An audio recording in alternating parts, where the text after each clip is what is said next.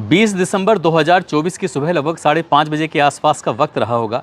एक व्यक्ति जो कि अजमेर की तरफ से अपना एलपीजी कंटेनर लेके आ रहा था, जिसमें लगभग 18 टन गैस भरी हुई थी। 18 टन जैसे गैस ही भरी वो थी। जयपुर से लगभग 11 किलोमीटर पहले भांकरोटा एक जगह लगती है, वहाँ पहुँचता है। उसको वहाँ से जाना था रिंग रोड की तरफ, और रिंग रोड की तरफ जाने के लिए उसको यू टर्न लेना था। जैसे ही उसने अपने ट्रक को यू टर्न लिया, अचानक ही एक ट्रक सामने से आ जाता है और उसमें भिड़ंत हो जाती है। ट्रक की और एलपीजी कंटेनर की जैसे ही भिड़ंत होती है, उसके बाद उस एलपीजी कंटेनर के 5 नोजल टूट जाते हैं। और जैसे ही वो 5 नोजल टूटते हैं, उसके बाद जो उसमें गैस होती है, गैस बहुत तेज़ी के साथ रिसाव होने लगती है। इस का जो ड्राइवर होता है कंटेनर का, उसका नाम होता है जयवीर, जो कि उत्तर प्रदेश के मथुरा का रहने वाला होता है। वो समझ गया था कि आगे जो भी होने वाला है बहुत ही भयानक होने वाला है। वो वहाँ से जैसे भाग रहा है, उसको भागते हुए देखने के बाद जो आसपास की गाड़ियों में बैठे हुए ड्राइवर थे, वो भी उसके पीछे पीछे दौड़ने लगते हैं। लगभग वो 300 मीटर के आसपास दौड़ता है, और दौड़ते दौड़ते जहाँ उसको अपना कंटेनर लेके जाना था, वहाँ यानी कि रिंग रोड की तरफ, वहाँ रिंग रोड पर पहुँचने के बाद वो अपने मालिक को फ़ोन मिलाता है, और फ़ोन मिलाने के बाद इस घटनाक्रम को बताता है। जैसे ही उसने घटनाक्रम अपने मालिक यानी कि दिल्ली के रहने वाले अनिल पवार को बताया, उसके बाद फिर फ़ोन रखता है, और फ़ोन रखने के तुरंत बाद ही एक बहुत ज़ोर का धमाका होता है। इतनी ज़ोर का धमाका कि उस धमाके की गूंज पूरा इंडिया सुनता है। उसके बाद न जाने कितने घरों के लोग जो काम करने वाले थे, उनकी ज़िंदगी हमेशा के लिए बुझ जाती है। कितने ही ऐसे लोग हैं जो ज़िंदगी और मौत की जंग लड़ रहे हैं। आज की इस कहानी के माध्यम से जानने की कोशिश करेंगे कि आखिरकार उसके बाद आगे होता क्या है। आदाब, नमस्कार, सत श्री अकाल। मैं उस्मान सैफ़ी। आज की जो सच्ची घटना मैं आपको सुनाने जा रहा हूँ, ये सच्ची घटना है राजस्थान की राजधानी जयपुर के से जब अजमेर की तरफ चलेंगे तो उसके लगभग 11 किलोमीटर के बाद एक जगह आएगी भांकरोटा, और भांकरोटा में 20 दिसंबर 2024 की सुबह लगभग 5:44 के आसपास एक ज़ोरदार धमाका होता है। ऐसा धमाका लगभग 200 मीटर के दायरे में एक गैस फैल जाती है, और जैसी वह गैस फैलती है, इसी बीच में उस धमाके के बाद गैस फैलने के बाद आग लग जाती है। और जैसे ही आग लगती है तो वो आग ने आसपास का जितना भी एरिया था, उस एरिया को भी अपनी चपेट में ले लिया। इस बीच न केवल एक फैक्ट्री जली, लगभग 40 से ज़्यादा वाहन भी जल जाते हैं। यहीं हाईवे के किनारे एक घर होता है। घर था ये कैलाश सैनी का। कैलाश सैनी के घर में 3 सदस्य हैं। इसकी पत्नी है ममता, उसका बेटा है राहुल सैनी। ये तीनों ही अपने घर में हैं। कोई दूध काटने के लिए है, उसकी जो पत्नी है ममता, वो दूध काटने के लिए अपने पशुओं की तरफ जा रही थी। बेटा घर के आंगन में ही था कि अचानक से बहुत ज़ोर से चीखते हुए, चिल्लाते हुए, बहुत तेज़ी के साथ उनके घर की जो दरवाज़ा था खुला हुआ है, उस दरवाजे में लगभग 30 लोग एक साथ एंट्री कर जाते हैं। और जैसे 30 लोग एक साथ एंट्री करते हैं, राहुल वो समझ ही नहीं पा रहा था। ममता जो दूध काटने के लिए भैंसों की तरफ जा रही थी, ज़ोर का धमाका सुनने के बाद एकदम से रुक जाती है, ठहर जाती है। उस आग के गोला ऐसा लगा कि जैसे आग का गोला उनके घर के अंदर भी आ चुका है, लेकिन वहाँ तक उसकी दस्तक नहीं थी, लेकिन उसने महसूस ज़रूर किया था। ममता जैसे अपने बच्चों को, अपने पति को ये बात बताने वाली थी, अचानक ही 30 लोगों की लगभग एंट्री जब घर के अंदर होती है, तो उसमें से 5 लोग ऐसे थे जिनके जो शरीर पर कपड़े थे वो लगभग जल चुके थे। और उसके बाद वो ज़्यादातर लोग रो रहे थे, बिलख रहे थे, चीख रहे थे, चिल्ला रहे थे। एक व्यक्ति उनमें से, जले हुए में से, राहुल के पास पहुंचता है, रोते रोते कहता है कि भैया, मेरा नाम तो ये है, और मैं ये काम करता हूं, और मैं फला जगह का रहने वाला हूं। किसी वजह से अगर मैं मर जाऊं तो एक काम ज़रूर करना, मेरे घर वालों को सूचना दे देना, ताकि मेरे घर वाले मुझे यहाँ से ले जाएं। रोते हुए, बिलखते हुए जैसे उसने ये बात कही, राहुल ये समझ ही नहीं पा रहा था कि आखिरकार मैं क्या करूं, क्या ना करूं। उसके बाद ये व्यक्ति जैसे ही अपनी बात कह के शांत होता है, दूसरा व्यक्ति उसके पास कहता है कि भैया, जितने जल्दी हो सके हमें हॉस्पिटल लेके चलो, जितने जल्दी हो सके हमें दवा दिलवा दो। जैसे ही राहुल ने उस व्यक्ति को देखा, देखते देखते 4-5 ऐसे व्यक्ति थे जिनकी स्थिति बहुत ज़्यादा भयानक हो रही थी। उनके शरीर के लगभग कपड़े जल चुके थे, वो बहुत बुरी तरह से झुलस चुके थे।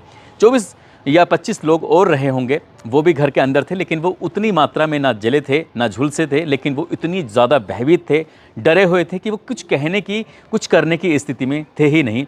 इसी बीच में ममता अपने घर के अंदर भाग के जाती है, और अंदर जाने के बाद उसको जो भी सामान लगता है, कंबल, रजाई, टॉवल, बेडशीट, जो भी मिलते हैं उसको वो उन लोगों को ला कर देती है, जो 4-5-6 लोग थे जो बहुत बुरी तरह से झुलसे हुए थे। इसी बीच में राहुल घर की दहलीज की तरफ दौड़ता है, जाकर देखता है तो हाईवे पर चारों तरफ जाम जैसी स्थिति पैदा हो जाती है। जहां देखो वहां से चीखने की, चिल्लाने की, रोने की, इस तरह की आवाज़ें आ रही थी। अब राहुल ये नहीं समझ पा रहा था कि इन घायलों को लेकर यहाँ से जाए भी तो कैसे जाए। यदि बाहर जाएगा तो बाहर हाईवे पे तो बहुत बुरी तरह से जाम लगा हुआ है, इन घायलों को वो कैसे हॉस्पिटल पहुँचाए। तुरंत ही उसके दिमाग में ख्याल आता है क्यों ना वो अपने दोस्तों को फ़ोन करे। वो दोस्तों को फ़ोन करता है, उनसे कहता है कि जितनी जल्दी हो सके घर के पीछे वाले जो रास्ता है उस पर जल्दी से गाड़ी लेके आ जाओ। तुम गाड़ी लेके आओ और मैं इन्हें यहाँ से इस घर के पीछे वाले रास्ते तक पहुँचाने की कोशिश करता हूँ। लेकिन पीछे वाले रास्ते तक पहुँचने के लिए लगभग 10 फुट ऊँची दीवार थी। उन 10 फुट ऊँची दीवार को पार करना उन घायलों के लिए बहुत मुश्किल काम हो रहा था। उनके रोने की आवाज़ें तो उनके कानों तक पहुंच रही थी। राहुल, उसकी मां ममता, उसके पिता कैलाश इस दृश्य को देखकर बार बार उनकी आंखों से आंसू बह रहे थे। वो समझ नहीं पा रहे थे कि आखिरकार करें तो कैसे करें, क्या करें।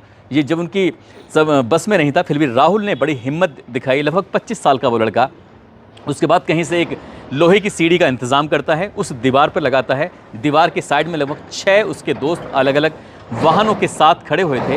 तुरंत ही वो उन घायलों को इस दीवार के सहारे ऊपर तक पहुंचाता है और रास्ता पार कराकर 5-6 लोग जितने भी घायल थे उन गाड़ियों में बैठाता है। क्योंकि हाईवे पे लेके जाएगा तो हाईवे पर बहुत ज़्यादा जाम हो रहा था और पीछे के रास्ते से जो कॉलोनी है उस रास्ते से लेके जाएगा तो उसे रास्ते में कहीं जाम नहीं मिलेगा।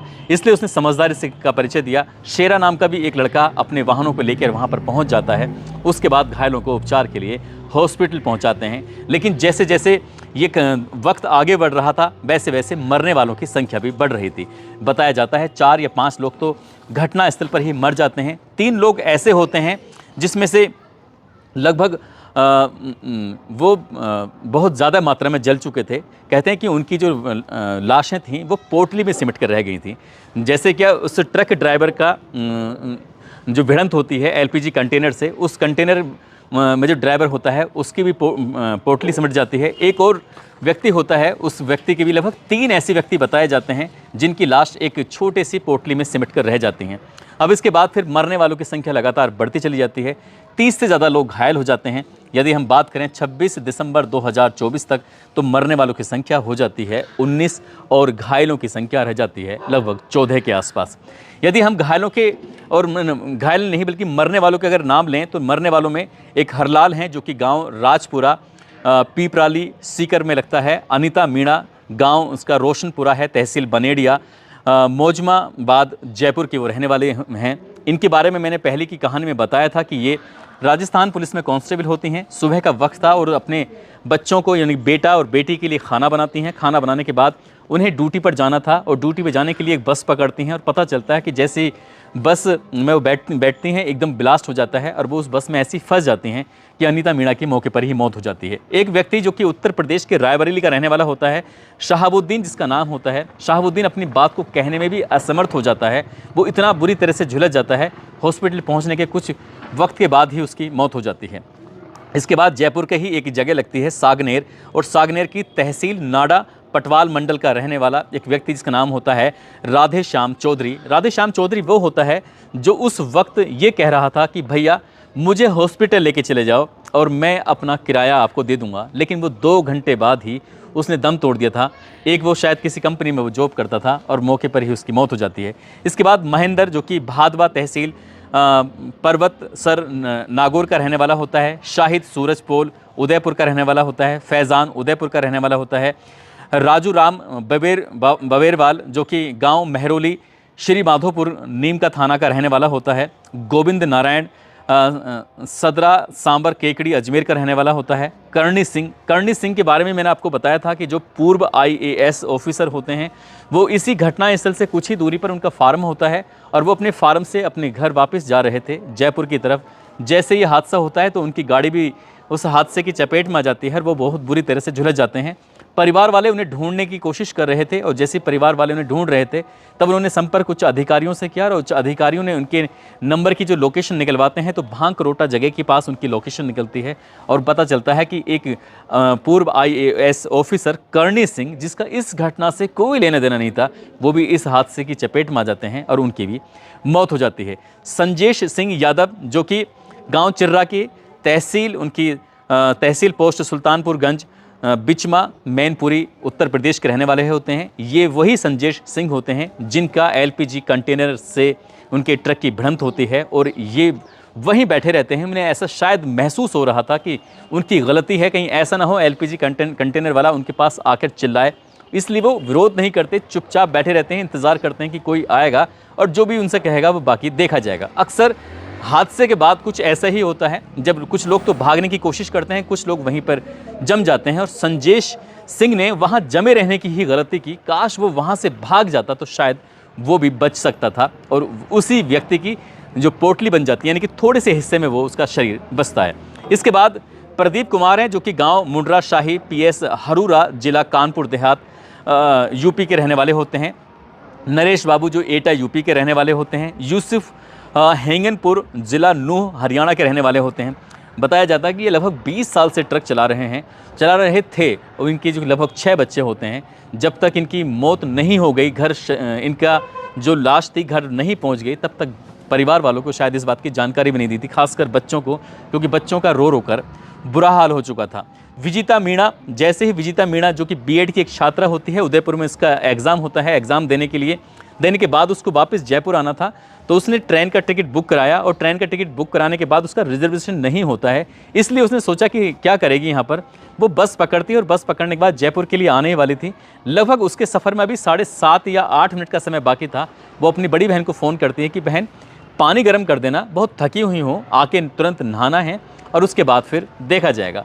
लेकिन कोई नहीं जानता था कि उसके बाद उसके साथ होने वाला क्या है। नंबर स्विच ऑफ हो जाता है और ये हादसा होता है। ब्लास्ट में उसका नंबर बंद हो जाता है और कोई इसके परिवार वालों को सूचना देता है, तो घर वालों को ऐसा लग रहा था कि कोई मजाक कर रहा है। लेकिन जब सूचना पुख्ता तौर पर माता पिता भाई और बाकी लोगों के पास पहुंचती है, तब लोगों का रो रो कर बुरा हाल हो जाता है। और बताया जाता है कि 25 दिसंबर 2024 को इस लड़की विजिता मीणा ने आखिरी सांस ली थी। इसके बाद पूरा राजस्थान इस लड़की के मौत पर रोया था। विजेंद्र जो कि पापटा कोटपुली के रहने वाले होते हैं, बंसीलाल भीलवाड़ा के रहने वाले होते हैं, लाला राम महापुर सागनेर के रहने वाले होते हैं। लगभग अब तक मरने वालों की संख्या 19 हो चुकी है। बताया ये जाता है कि 3 और हैं जिनकी हालत बहुत ज़्यादा गंभीर है। लगभग पूरे मिला के 14 हैं जिनका इलाज अभी चल रहा है, बाकी है। अब इसके मामले में जब पत्रकारों ने जयवीर सिंह के बारे में बातचीत की कि एलपीजी कंटेनर का जो ड्राइवर है उसका कितना दोष था, तो पुलिस ने ये कहते हुए मना कर दिया कि हम उसे सीधे सीधे दोषी नहीं ठहरा सकते, क्योंकि उस वक्त जो हादसा हुआ था उसके दिमाग में सिर्फ ये था कि किसी तरकीब से वो अपनी जान बचाए। बाकी मामले की जांच पड़ताल चल रही है। जांच पड़ताल के बाद जो भी दोषी होगा उसके खिलाफ राजस्थान की पुलिस कार्रवाई करेगी। दोस्तों, इस पूरे घटनाक्रम को सुनाने का उद्देश्य किसी को परेशान करना नहीं है, किसी का दिल दुखाना नहीं है, बल्कि आपको जागरूक करना है, आपको सचेत करना है।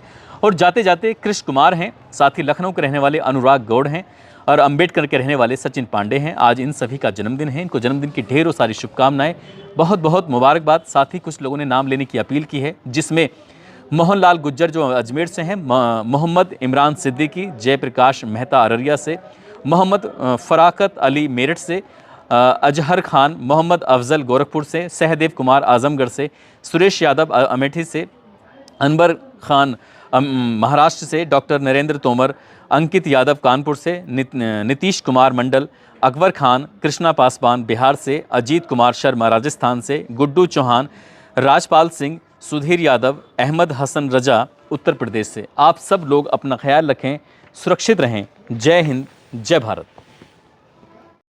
तो फिलहाल आज की वीडियो में बस इतना ही। दीजिए हमें इजाज़त। आई होप कि ये वीडियो आपको पसंद आया होगा। वीडियो पसंद आया तो वीडियो को लाइक करें, चैनल को सब्सक्राइब करें। मिलते हैं फिर किसी और वीडियो में किसी और टॉपिक के साथ। जब तक अपना और अपनों का ख्याल रखें। Thank you very much.